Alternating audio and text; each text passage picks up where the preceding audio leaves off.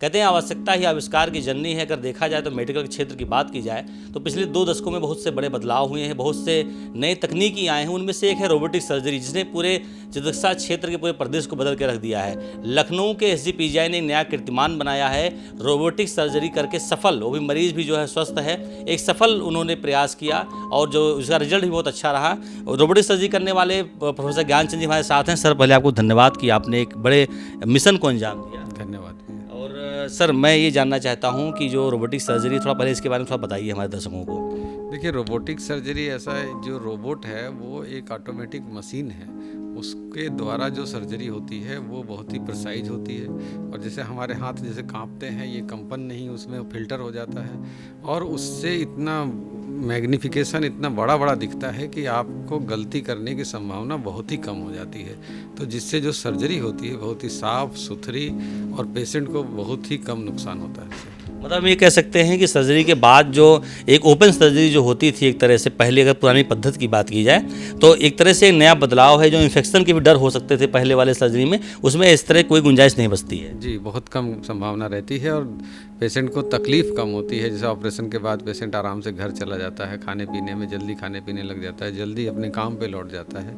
ये सब चीज़ें इसके फ़ायदे हैं। अच्छा, अगर हम उसकी बात करें कि उसके जो स्पॉट होते हैं, कुछ ऐसा भी होता है कि नहीं उसमें? हाँ, देखिए, जैसे जहाँ तक थायराइड सर्जरी का सवाल है तो थायराइड में तो कोई भी जैसे कैंसर की जो सर्जरी होती है उसमें एक बड़ा सा चीरा लगाया जाता है, क्योंकि अगर आपको गले की गांठें निकालनी है तो पूरा कान से ले करके एक बहुत बड़ा जैसे माला की तरह एक बड़ा सा इंसिजन लगाया जाता है, बड़ा सा चीरा। तो वो बड़ा सा चीरा बहुत दूर से दिखाई पड़ता है और पेशेंट लोग जो भी होते हैं वो बेचारे सामाजिक रूप से बहुत ही डिप्रेस फील करते हैं। इस सर्जरी में कोई निशान, कोई चीरा, कुछ दिखाई नहीं पड़ता है, जिससे पेशेंट जो है कॉन्फिडेंटली कि हाँ उसको कैंसर है किसी को पता नहीं चलता है। सर, अगर हम बात की जाए कि जो अभी आपने एक सर्जरी की है, थोड़ा हमें तो उसके बारे में बताइए और ये कितने समय में सफल हुआ, थोड़ा इसके बारे में सब बताइए।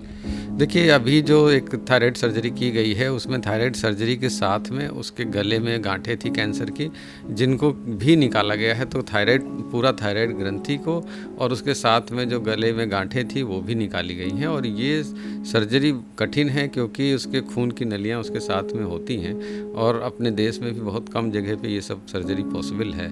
एक तो थायराइड, ये सर्जन जो थायराइड सर्जरी करते हैं वो कम है अपने देश में, और दूसरा जो रोबोट है वो भी, उसकी उपलब्धता भी बहुत कम है। सर, जैसे देखा जाए कि रोबोट की अगर बात की जाए या अत्याधुनिक मशीनों की बात की जाए तो प्राइवेट हॉस्पिटल्स में ज़्यादा होते हैं, फैसिलिटी ज़्यादा होती है। एक मतलब एक तरह से एक अच्छा ये हुआ है कि जो लखनऊ उत्तर प्रदेश के PGI जो है, यहाँ पे रोबोटिक सर्जरी का मशीन या रोबोट आ चुका है।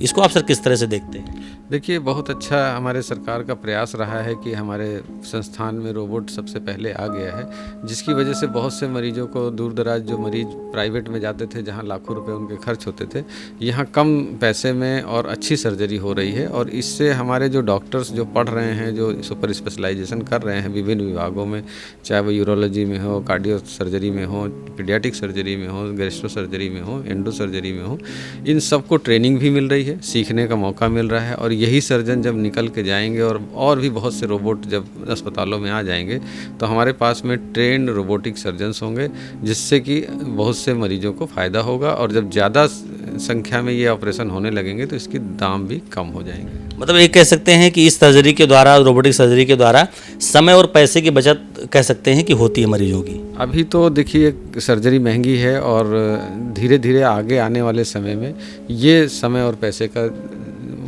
डेफिनेटली बचत करेगी। लगभग सर, जैसे रोबोटिक सर्जरी के बाद व्यक्ति कितने समय में स्वस्थ महसूस करता है और अपने पूर्व कामों कर सकता है, लगभग कितने समय में? जैसे कि अभी आपने जो सर्जरी की है इसमें सर कितना समय लगा, ऑब्जर्वेशन में कितना समय लगा, क्या क्या उसके लिए आपने वो प्लान किए कि इसको कैसे हमें करना है, कब उसको, कितने समय आपने उसको अपने निगरानी में रखा? सर, थोड़ा बताइए इसके बारे में। देखिए, थायराइड सर्जरी में जो अमूमन कॉम्प्लिकेशन होता है वो ये होता है कि एक तो ब्लीडिंग हो जाती है ऑपरेशन के बाद में, आवाज़ जाने का खतरा रहता है, और एक ग्रंथि होती पैराथायराइड, उसके नुकसान होने का या उसके डैमेज होने का खतरा रहता है, जिससे कि उसकी कैल्शियम की कमी हो जाती है।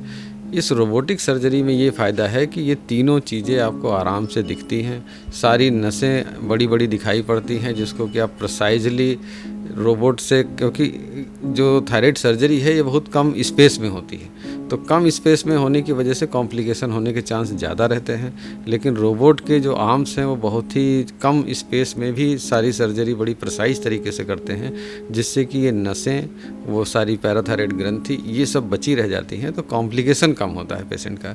तो आप ऑब्जर्वेशन में रख सकते हैं, क्योंकि अभी हम लोग ये नेक डिसेक्शन वाली सर्जरी शुरुआत कर रहे हैं, अभी 1 ही 2 सर्जरी हुई है, तो इसकी वजह से हम लोग 3-4 दिन पेशेंट को रखते हैं और शुरू में इसमें 3-4 घंटे भी लगते हैं सर्जरी में। इसके कई पार्ट में डिवाइड होता है कि थायराइड सर्जरी का कितना टाइम लगा, नेक डिसेक्शन का कितना टाइम लगा, कितना काम रोबोट से हुआ, कितना बिना रोबोट के पहले, रोबोट लगाने से पहले कितना। तो टोटल तो ऑपरेशन टाइम ज़्यादा होता है, लेकिन रोबोट में कितना नेक डिसेक्शन में टाइम लगा या कितना थायराइड में लगा, ये कम होता है और धीरे धीरे और कम होता जाएगा। जैसे जैसे ज़्यादा से ज़्यादा पेशेंट ऑपरेट होंगे, ज़्यादा से ज़्यादा सर्जन और टीम हमारी ट्रेंड हो जाएगी, तो समय भी कम लगेगा और पैसा भी कम लगेगा। सर, जैसे बहुत सी महिलाएं होती हैं जिनको थायराइड की प्रॉब्लम होती है और कम उम्र में उनको इस तरह की समस्या हो जाती है और कभी कभी उनके प्रेगनेंसी में भी दिक्कत आती है, तो उनके लिए सर ये किस तरह से देखते हैं आप, उनको क्या एडवाइस करेंगे? देखिए, थायराइड जो बीमारी है और प्रेगनेंसी उससे रिलेटेड है, वो ये होता है कि थायराइड में जो भी समस्या आती है, तो अगर आप उसको कंट्रोल कर लेते हैं तो प्रेगनेंसी में कोई दिक्कत नहीं आती है। और अगर प्रेग्नेंट हो जाती हैं तो बीच बीच में भी थायराइड का हार्मोन चेक करना है या उसको बैलेंस करना है, वो सब डॉक्टर की सलाह से वो सब किया जा सकता है। जहाँ तक कैंसर का सवाल है, कैंसर का ऑपरेशन होने के बाद जब इसको रेडियो आयोडीन दे दिया जाता है, उसके 2 साल के बाद पेशेंट पूरी तरह से फिट होता है, वो अपने फैमिली को प्लान कर सकता है, प्रेगनेंसी प्लान कर सकता है और प्रेगनेंसी पूरी तरह से सेफ और सुरक्षित रहती है। और इसकी चूँकि मरीज की लाइफ भी पूरा चलनी है, इस थायराइड कैंसर में उसकी लाइफ कम नहीं होती है, तो उससे मरीज को भी और उसके बच्चे को, होने वाले बच्चे को भी कोई ऐसा नहीं कि अनाथ हो जाएगा, ऐसा नहीं है।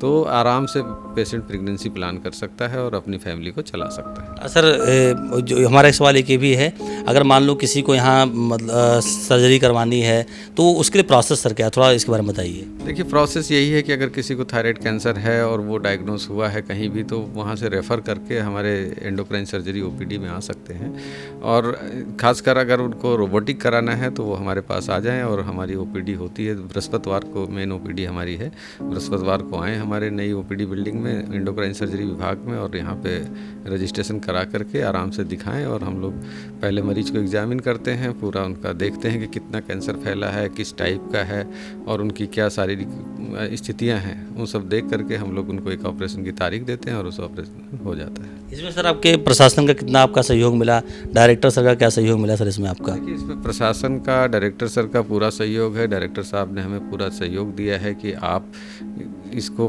पूरी ऊंचाई तक ले जाएं और जितने ज़्यादा से ज़्यादा लोगों को इस विधि का फ़ायदा उठा सकें, दे सकें।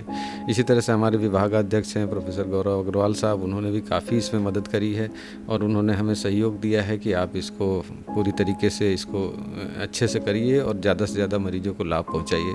सरकार की तरफ से भी काफ़ी सहयोग रहा है कि ये इस मशीन जो रोबोट है हमारे संस्थान को मिल गया आसानी से, और हमारे संस्थान में सारे विभाग इसको कर रहे हैं और बहुत से बच्चे इससे ट्रेंड होकर के बाहर भी जा रहे हैं। तो आप थे डॉक्टर साहब जिन्होंने भी सर्जरी की है, डॉक्टर ज्ञानचंद जी, उन्होंने बताया, विस्तार से बताया कि कैसे आप यहाँ पे आ सकते हैं और साथ ही इससे इसके लाभ क्या हैं, इससे हम कैसे, जो ये क्रांति हुई है एक तरह से चिकित्सा क्षेत्र में, उससे लोगों को लाभ कैसे मिल सकता है। बने रहिए लाइव न्यूज़ 24 के साथ।